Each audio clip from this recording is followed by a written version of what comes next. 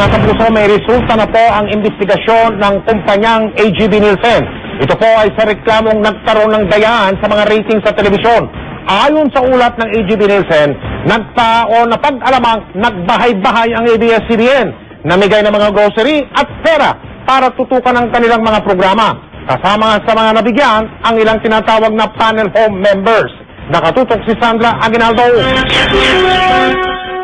Sa isinagawang investigasyon ng AGB Nielsen, binalikan nito ang lahat ng 2,000 bahay na nilagyan nila ng metro na ginagawang batayan sa ratings. Napag-alaman ng AGB Nielsen, nagkaroon daw ng promotional activities ang GMA Network at ABS-CBN sa iba't ibang panig ng bansa. Sabi ng AGB, 82 panel homes ang na-expose sa promotional activities ng GMA, habang 16 na panel homes naman ang tinamaan ng promotional activities ng ABS-CBN. Ayon sa AGB Nielsen, nag-alok ang ABS-CBN ng buwan ng 300 pesos at grocery kapalit ng panonood ng kanilang mga programa.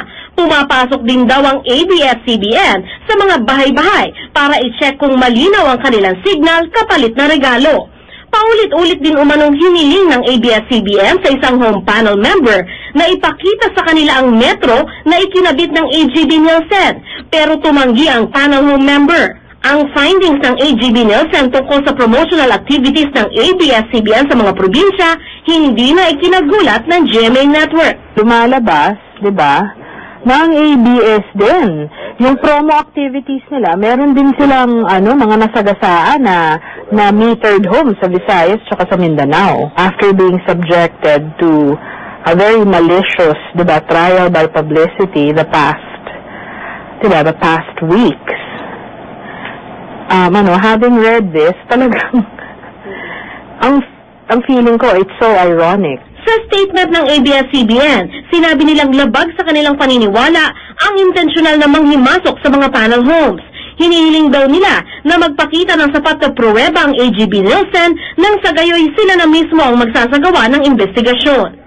Sa report din ng AGB Nielsen, sinabi nitong may promotional activities din ang GMA Network gaya ng pamimigay ng premyo kapag natiyempo ang nanonood ng GMA. Ilang beses nang sinabi ng GMA na nagsasagawa talaga ito ng promotional activities pero lehitimo at lantaran ito. It's a manood at manalo ka na promo. Pag nakitang nanonood ng GMA, may scratch card and then you pick a prize. It's in print ads, we announce it on the air, on radio.